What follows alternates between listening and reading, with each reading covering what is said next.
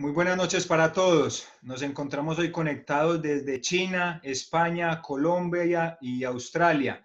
Hoy tenemos un invitado muy especial, un amigo mío de vida, de fútbol, Sergio Hincapié, que nos va a solucionar muchas dudas en cuanto al tema del entrenamiento, las cargas para los niños. Y es un placer para nosotros tenerte hoy como invitado, Checho. Buenas noches.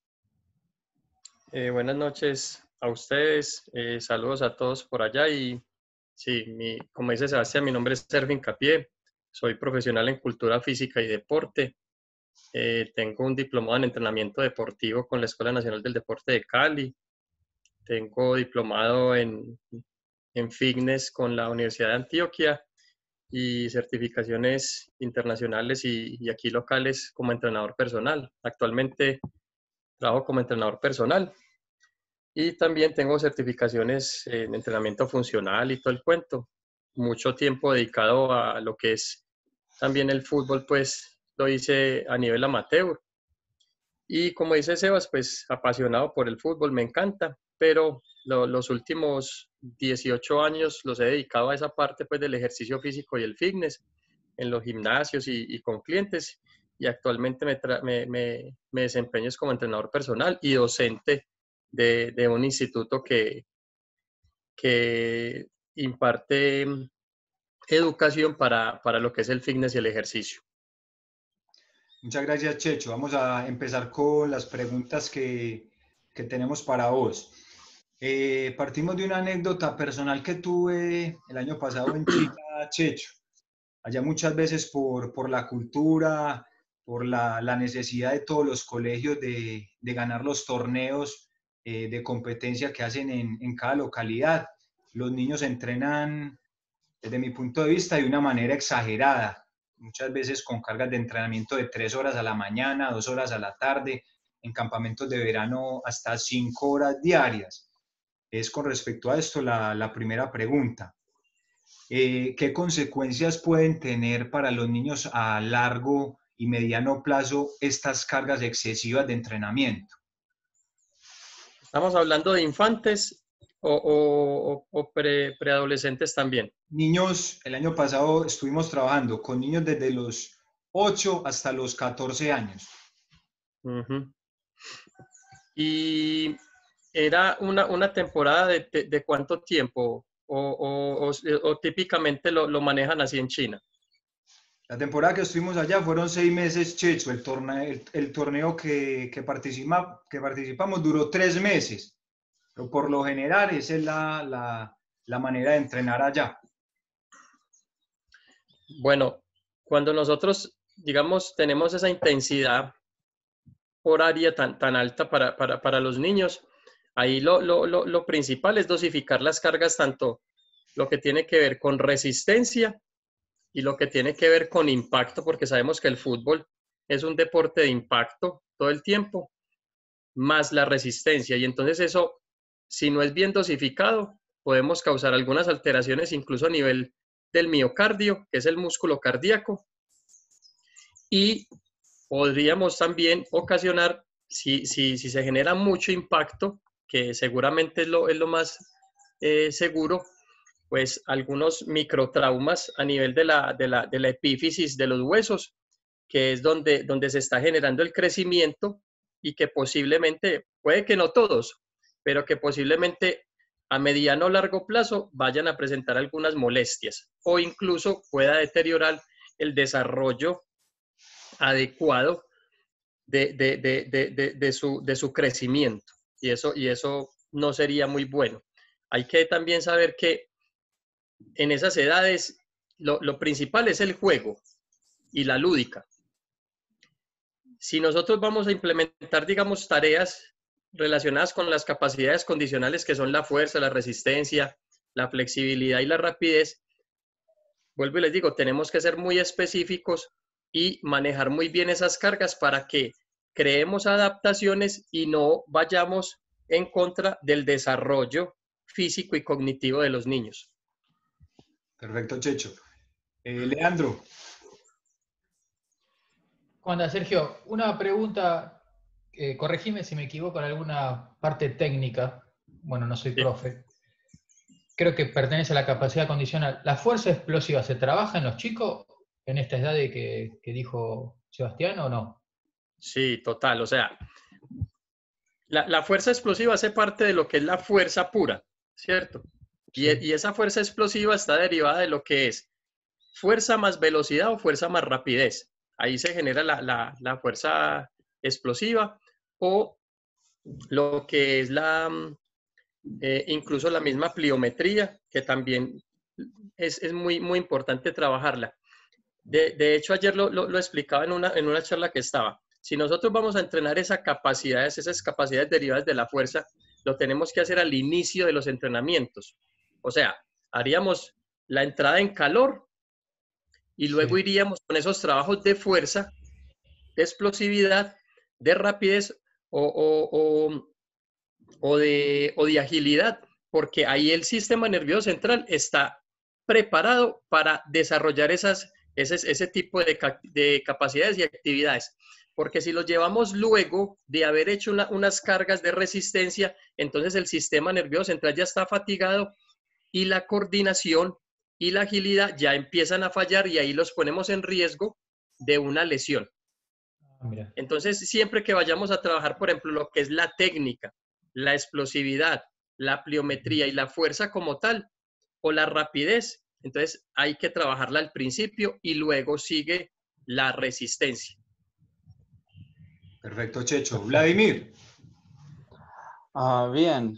O sea, mi pregunta es un poquito, está del otro lado de lo que preguntó Sebastián.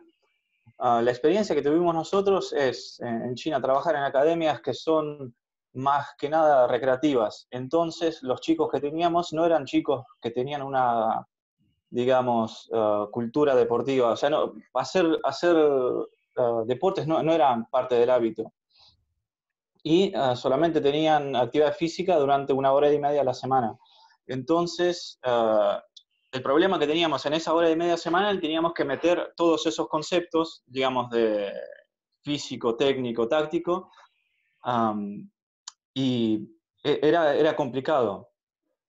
Claro. Entonces, digamos, si tenés alguna recomendación para ese tipo de situaciones, cuando un chico no tiene, o sea, actividad física habitual, tiene muy poca actividad física semanal, ¿cómo habría que estructurar el entrenamiento para ese chico para, digamos, hacer, en qué aspecto hacer más enfoque? Más énfasis. No sé. Solamente era una vez a la semana, ¿me estás diciendo, Vladimir? Sí, una sola vez. Bueno, yo creo que ahí podríamos mirar tres posibilidades. Y es que si tenemos 1 hora y media, podríamos utilizar, digamos, media hora para cada destino que nosotros queramos programar. Me explico. Entonces, vamos a hacer un calentamiento, vamos a trabajar esas capacidades condicionales derivadas de la fuerza, porque tenemos que saber que la capacidad condicional más importante es la fuerza. Sin fuerza no podemos desarrollar las otras capacidades que son la resistencia, la flexibilidad, etc. Entonces nosotros en ese primer bloque, por decirlo así, de la media hora, podríamos programar todas esas actividades que generan fuerza, que generan explosividad, sabiendo además pues el tipo de población que tenemos. Porque si tenemos niños muy, muy obesos, si tenemos niños muy con sobrepeso o con muy poca coordinación también, entonces yo tengo que hacer tareas que le permitan a esos niños rápidamente adaptarse o juegos donde esté implícita, por ejemplo, lo que es una parte de fuerza y aquí una parte de saltabilidad o de pliometría. Luego que termine ese bloque, voy a trabajar la parte de resistencia, que ya ustedes verán cómo la hacen, si con trote, si con pique, si trote, etcétera, etcétera, y trabajos de agilidad. Y la última parte sería dedicada a la táctica, para que el pelado vaya retroalimentando. Pero, obviamente, en cada uno de esos bloques anteriores tienen que estar muy pendientes de la técnica, que el niño lo esté desarrollando adecuadamente. Sin embargo, esa propuesta de tiempo semanal es muy pobre frente a todo lo que ustedes quisieran conseguir. Porque, o sea, cuando ustedes hacen esa tarea, el niño sufre una cosa que se llama, digamos, adaptación aguda, que es ahí, en el momento. Y lo que quisiéramos con más sesiones de entrenamiento es que sea crónica, que el pelado luego sea más rápido, sea más potente, sea más fuerte. Pero como vuelve y se desconecta 6 días, entonces vuelve otra vez prácticamente al inicio. Sí, ese es el problema que tenemos, es que digamos, de semana a semana hay que volver a empezar desde cero prácticamente. Si bien hay un cambio cuando empieza el año y cuando termina, hay una mejora, pero bueno, a esa condicional de que es 1 hora y media por semana, digamos, no es un cambio muy, muy grande. Sí, hay uno lo que podría tratar de hacer, si existe la posibilidad, es crear adherencia. O sea, que el niño, cuando vaya, vea tan divertido y tan atractivo seguir entrenando con ustedes, que de pronto incite a sus padres o a esos entes pues, que le permiten hacer ejercicio, ya que hacerlo 2 o 3 veces más. Entonces, esa es una tarea que nosotros también como entrenadores tenemos que hacer sobre las personas, no solamente para el deporte, sino para la actividad física y el ejercicio, que la gente diga, uy, esto estuvo muy bueno, yo quiero volver a hacerlo. Ah, ¿cuántas veces más? Entonces, lo quiero hacer otra vez más, entonces ya por lo menos lleva 2. Porque Sí. yo por ejemplo, a mi población le digo, 3 días a la semana no sirven, porque representan, digamos, el 40% de lo que son los días de la semana. Entonces, lo mínimo serían 4 días para poder que la gente tenga una adaptación adecuada y no la pierda en esos otros días que está off. Porque seguro que lo que es la fuerza se pierde, por ejemplo, rápidamente. Un día que dejemos de hacer de fuerza es 0.5% que vamos perdiendo. Entonces, por eso es que cuando uno dejaba de ir al gimnasio y volvía a coger uno, uy, pero todo me pesa el doble. Claro, era por eso. Nos desadaptamos muy rápido. Sí, sí. Pero en cambio, para adaptarnos es un poco más complicado y se requieren demasiadas tareas. Sí, sí. Claro, es un gasto de energía mayor el adaptarse de nuevo a que mantener, digamos, el ritmo. O sea, se gasta más energía si perdés Es el ritmo correcto. para volver. Y más ahora que estamos, digamos, en permanencia, digamos, de sedentarismo. Sedentarismo con respecto a la posición del cuerpo. Entonces, cuando nosotros estamos sentados, prácticamente estamos activando el 15 o el 20% de nuestra masa corporal. O sea, nada, nada. Entonces, por eso hay que incluso decirle a la gente, se tiene que estar parando, coja el celular y se pone de pie y camina por el apartamento, por la casa, porque tienes que estar activando. Y en los futbolistas y en los niños mucho más. Porque, por ejemplo, digamos, una de la parte más importante en todos los deportes, pues, es la cadena cinética media, o sea, lo que tiene que ver con el abdomen y la cadera. Y, por ejemplo, ahorita que estamos todos 4 sentados, Sí. están completamente anulados esas cadenas cinéticas. El glúteo no está haciendo nada, pues nos está aguantando en la silla, pero no está haciendo nada de lo que, digamos, de la acción más importante que tiene él, que es mantenernos de pie. Y los futbolistas necesitan tener un glúteo muy potente para poder que tengan un balance adecuado con esa parte del psoas ilíaco, que es el flexor de cadera, para poder que pateen fuerte o que corran más rápido. Entonces ahorita hay que decirle a la gente, tiene que estar separando y hacer actividades todas de pie. Perfecto, perfecto, Checho. Seguimos con otra pregunta. ¿Cuáles son los síntomas de sobreentrenamiento que podemos apreciar, Checho, en los niños? Diferente con adultos. En los niños, ¿qué síntomas de sobreentrenamiento podemos apreciar después de esas largas sesiones? No, sabes que son parecidos. Lo que pasa es que digamos que los niños van a mostrar mayor apatía, o sea, van a mostrar que qué pereza hacer otra vez eso. Luego, posiblemente estarían más susceptibles a entrar en llanto, ¿cierto? Si le dices un comando fuerte y el niño lo está llevando a sobreentrenamiento, el niño va a estar más susceptible a que se inhiba, se ponga triste y todo el cuento.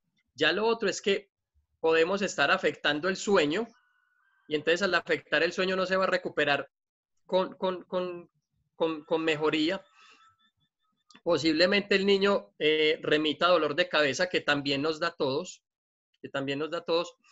y mayor irritabilidad, o sea, está más propenso a estar molesto, a estar llorando, a no estar tranquilo, y entonces eso va a hacer que toda la atención esté direccionada a cosas diferentes. Y por eso incluso cuando nosotros estamos en esa parte de iniciación deportiva, tenemos que dosificar muy bien las cargas, porque precisamente los niños que inician como con esa pasión por hacer una cosa y los coge un entrenador o un sistema y los satura inmediatamente, son niños que posiblemente al año ya no quieren hacer ese deporte. Sí. Porque ya están cansados. Entonces, las cargas tienen que ir progresivas.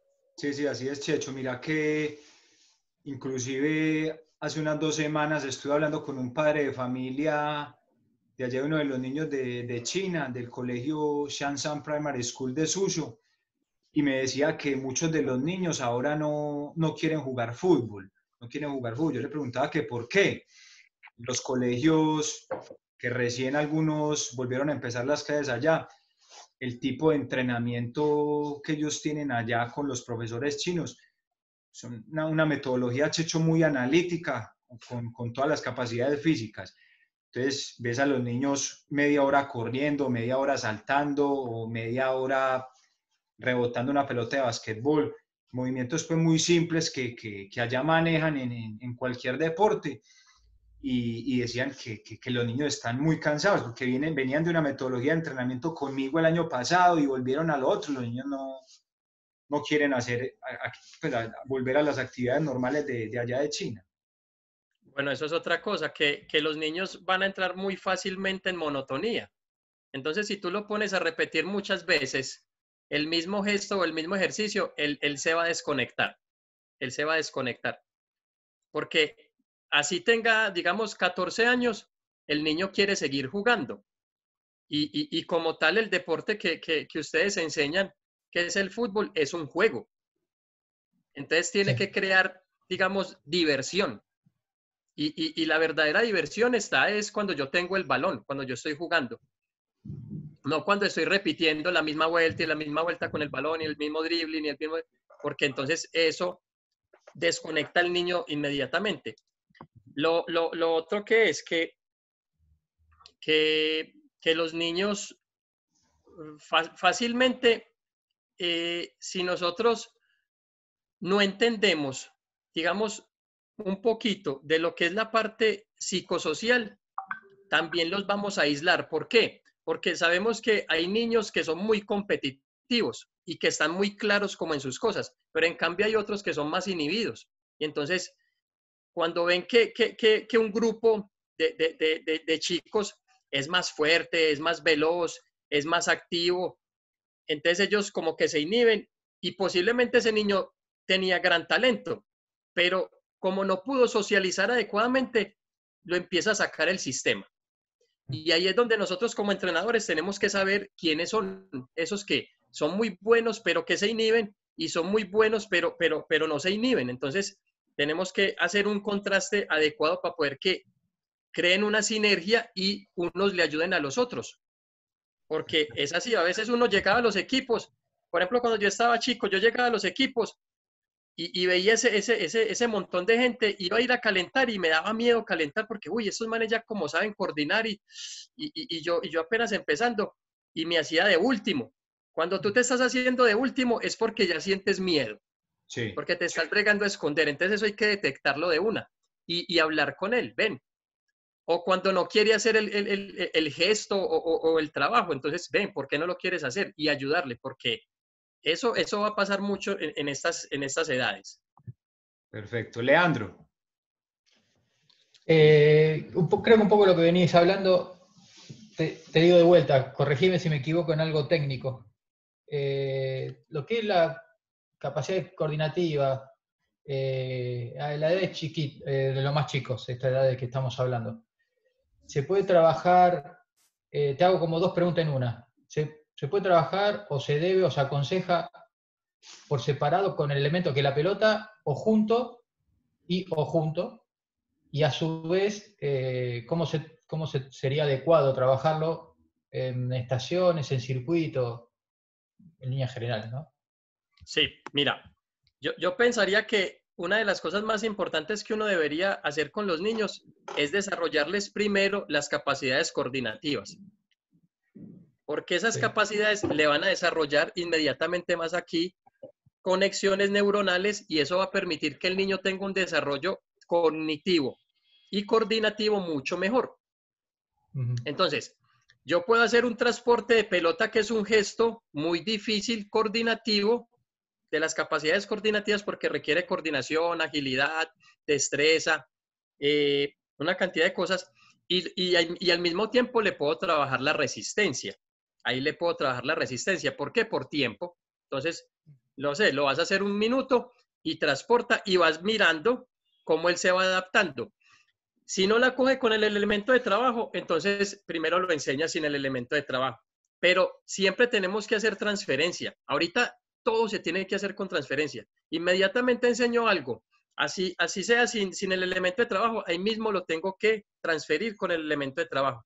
Porque eso incluso va a hacer que el niño se conecte de una. Y lo que les está diciendo ahorita.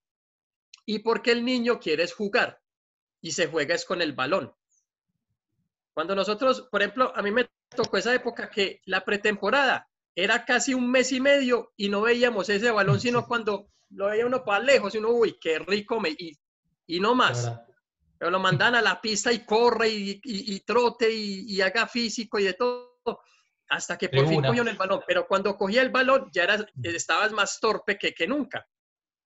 En cambio, no, ahorita hay que hacer todas las cosas, las capacidades condicionales y las coordinativas, pero en niños yo pensaría que es más importante desarrollar todas las capacidades coordinativas, más antes que las otras, o se van trabajando mancomunadamente. Perfecto. Vladimir. Pero tienes toda la razón. Ahora, te digo, yo creo que tú lo puedes hacer en circuitos y otros días lo puedes hacer solamente individual. Y entonces, ¿cómo te vas a dar cuenta de eso? Hay unas tareas en circuitos que pueden ser sencillas y todos lo pueden hacer o el niño lo puede hacer. Pero cuando vayamos a trabajar cosas específicas, entonces más bien hacemos un par o uno solo para que el peladito lo cree el engrama rápidamente acá y desarrolle rápidamente esa habilidad. Entiendo. Ahora sí, Vladimir. Bien. Yo quería preguntar qué tipo de lesiones es el más común en esta edad de que estábamos hablando de 8 a 14 o un poquito de 8 a 12 y digamos la lesión más común para esa edad y cómo evitar. Digamos, qué trabajos hay que hacer para evitarlo. A ver, yo pienso que para evitar primero que todo deberíamos de trabajar un poquito lo que se llama la estabilidad articular. Que eso lo podemos hacer con esas plataformas inestables. Lo podemos hacer unipodal, o sea, en una sola pierna, y trabajar muy fuertemente toda la zona del core, porque eso es lo que más nos va a permitir generar estabilidad en el resto del cuerpo. Ahora, ¿qué puede ser lo más común en los niños? Yo creo que tal vez el tobillo. Y ya tendría que ser que en competencia pues hayan digamos, partidos que sean de mucho choque y salgan con molestias, pero es difícil, digamos, que uno encuentre una lesión de rodilla o una lesión de tobillo exagerada. Ahora, ¿qué sí puede estar pasando? Que nosotros tenemos que tener mucho cuidado con eso, lo que yo les digo, los microtraumas a nivel óseo, que no los podemos causar, digamos, exageradamente, sobre todo en esa parte de las epífisis, que son las partes distales de los huesos, porque es donde se sigue desarrollando el crecimiento. Si nosotros impactamos mucho, por ejemplo, mucha saltabilidad en los niños, va a crear posiblemente un daño prematuro de esas epífisis.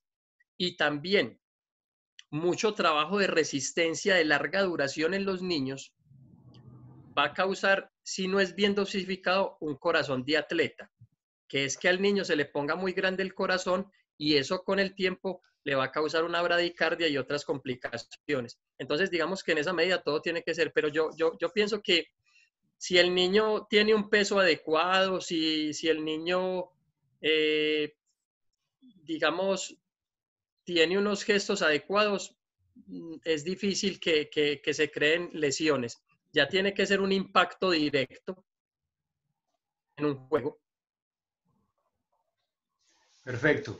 Checho, a partir de este video que voy a compartir, quiero que nos des tu apreciación y cómo lo mejorarías con respecto a las capacidades físicas de los niños. ¿Mejoraría qué, Sebas? Ay. Mejorarías el drill que voy a mostrar a continuación, el ejercicio que voy a mostrar. Ok.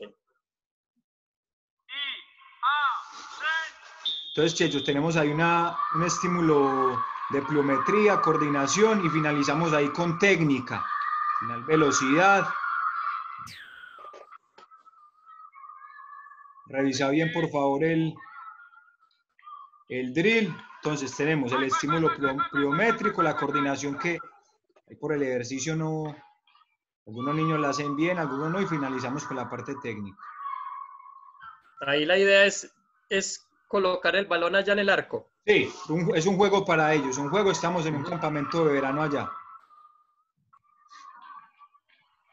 Entonces mira que cada niño está trabajando aproximadamente de 15 a 17 segundos en todo el drill. Tiene un descanso de 2 minutos más o menos mientras hace la fila. Uh-huh.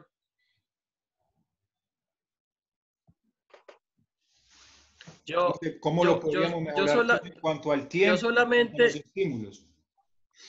Yo creo que todo el circuito como tal está muy bien desarrollado. En lo único que crearía más énfasis es en el dribbling, ahí donde viene a ser el zigzag, porque tenemos que ser más específicos, porque esa es una acción constante de juego, sí. ¿cierto? Porque todo el tiempo en el fútbol estamos cambiando de direcciones. Uh-huh. Y ese cambio de direcciones ahí, con los niños que yo vi pues que no tenían sobrepeso, entonces crea unos estímulos adaptativos a nivel de lo que les estaba hablando ahorita, precisamente de estabilidad articular. Cuando el niño logra hacer adecuadamente ese gesto, entonces el tobillo, la rodilla, la articulación de la cadera y todo el core se articulan adecuadamente para crear estabilidad. Y eso es lo que definitivamente busca aquí en esta parte. Ahí yo creo que podríamos, en los conitos, podríamos exagerar un poquito el gesto. Sí, igual Checho, vos sabes, y ustedes, profe, saben que uno muchas veces en esta parte lúdica muestra el ejercicio y los niños, pues, por la competencia, pues, de ellos, no lo hacen muy bien, pero está claro que, como vos decís, se tiene que hacer énfasis en hacer ese ejercicio coordinativo mucho mejor, que se aprecie más el movimiento para la mejoría de ellos. Ahora, digamos, en ese caso que lo están mostrando ahí, digamos, es válido todo lo que está pasando y yo creo que lo están haciendo bien. Luego, yo puedo llevar esa parte específica a mejorarla en cada uno de ellos, porque esa es otra cosa que nosotros nos tenemos que fijar, quién lo hace mejor y quién tiene ciertas deficiencias, porque eso le va a permitir. O sea, sabemos que, por ejemplo, enfrentar a un jugador como Messi en el 1-1, siempre nos va a partir la cintura, siempre. Pero si yo constantemente estoy preparado para eso como defensa, también le va a costar más a Messi pasarlo. Yes. Y precisamente ese tipo de gestos, a veces hay que hacerlos más repetitivos. Y hay que hacerlos repetitivos también, o sea, con respecto a la resistencia, porque todo el tiempo es un gesto constante en el fútbol. Uh-huh. El salto parece que sí, parece que no. Pero entonces ese sí se disminuye porque se crea más impacto. Y ya luego cuando patean el balón y salen corriendo detrás de él, que tiene que ver otra vez con la rapidez y la resistencia, eso es lo que sucede y eso es normal. Pero hay cosas que ustedes yo creo que mejor que nadie las saben hacer, o unos cambios de dirección un poco más exagerados. Perfecto. Un cono a 2 metros, vuelve y se devuelve para el otro, la parte derecha, y va por el balón, etcétera, etcétera. Pero me parece que es muy bacana la dinámica. Nos quedan 8 minutos de la reunión, nos quedan para 2 preguntas. Vamos con una de Leandro y después seguimos con una de Vladimir. Lea. Sí, ahí justo viendo un poco el video, me surgió una pregunta. Ahí, ¿la distancia está correcta? Porque ahí vemos una parte física y una parte técnica de fútbol. ¿La distancia es correcta entre donde empieza y termina?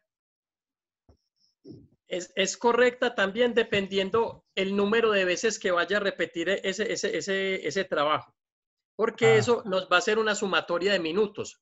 Y entonces La carga, ¿no? no solamente tenemos que pensar en las tareas que está haciendo ahí en ese circuito, sino también en cómo estoy impactando sobre el miocardio, el corazón que les dije, y en las otras capacidades. Porque imagínense, por ejemplo, seguramente que los 5 primeras veces que la haga las van a hacer muy buenas, pero si nos toca hacer 20, de la 10ª para arriba van a estar fatigadísimos. Y porque es a toda velocidad.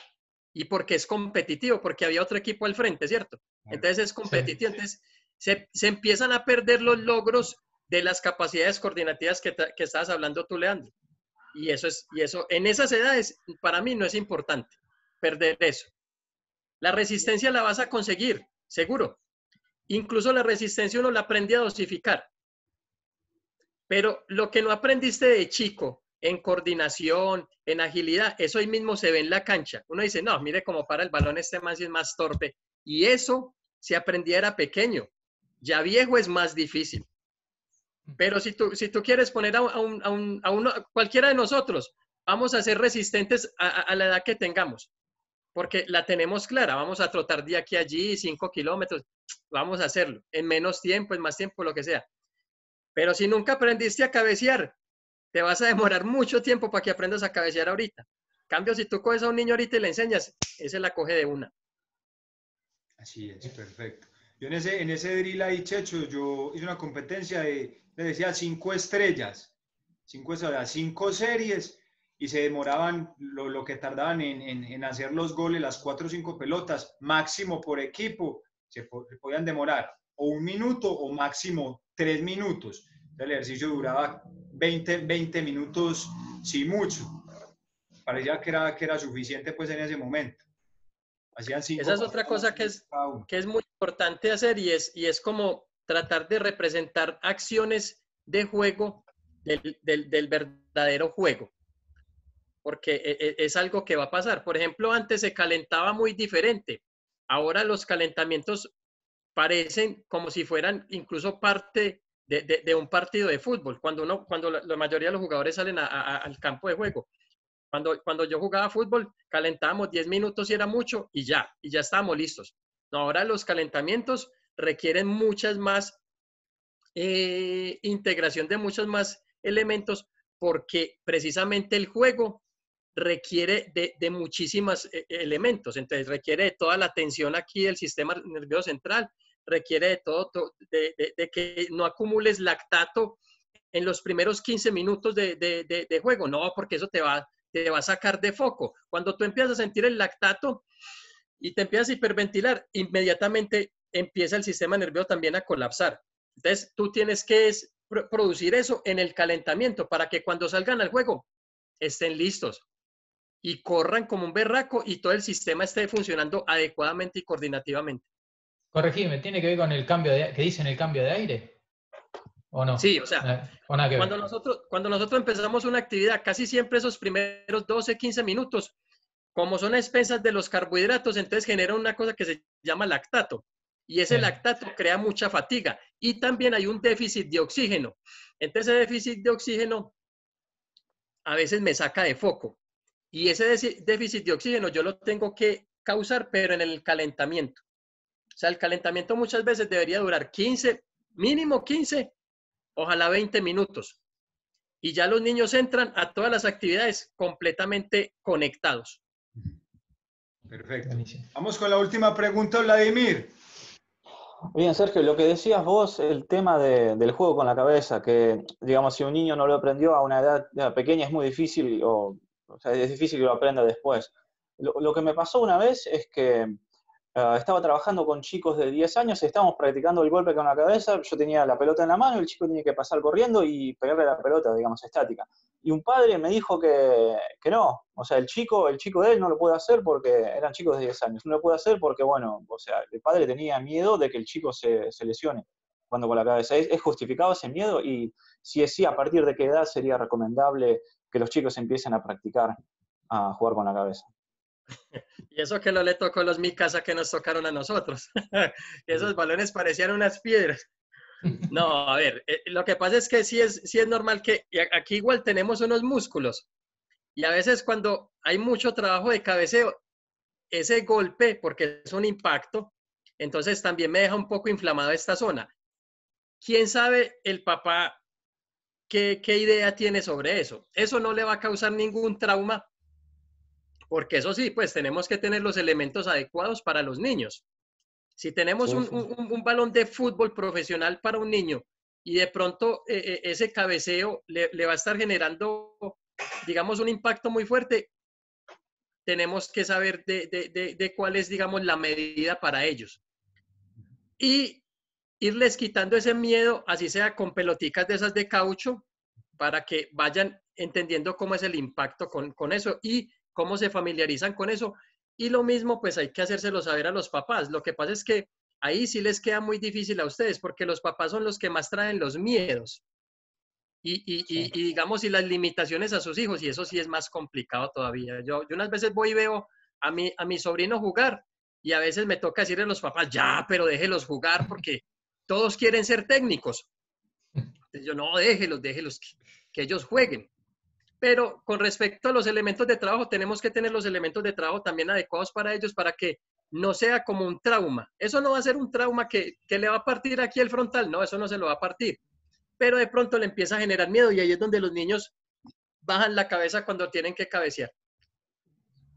Perfecto. Bien. Checho, Claro, digamos, todo perdón, corazón. sí, es recomendable. Dale, Vladimir. No, o sea, sería recomendable que empiecen a trabajar, pero el golpe con la cabeza, pero con, digamos, con elementos apropiados para los chicos, para que se hayan acostumbrado y después en el futuro que no tengan miedo ya de trabajar con, digamos, Sí, con total.